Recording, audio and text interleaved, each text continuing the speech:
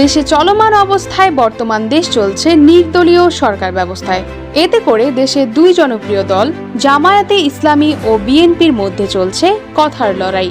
দেশে গণতান্ত্রিক প্রথা ব্যবস্থা থাকলেও এই দুই দলের কার্যক্রমে বোঝার কোনো অবকাশ নেই যে দেশ গণতান্ত্রিক এবং দেশের জনগণই সর্বোচ্চ ক্ষমতার অধিকারী।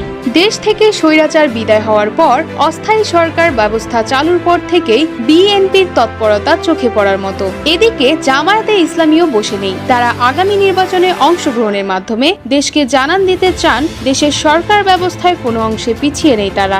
নির্বাচন নিয়ে বিএনপি তাড়াহুড়া করলেও জামায়াতে ইসলামীর কোনো তাড়াহুড়ো নেই বলে জানান জামাত প্রধান শফিকুল ইসলাম।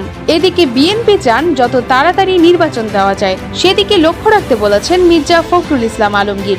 নির্বাচন কবে হবে, কোন কোন দল অংশগ্রহণ করবে তা নিয়ে এখন পর্যন্ত কোনো নির্দেশনা আসেনি নির্বাচন কমিশন থেকে।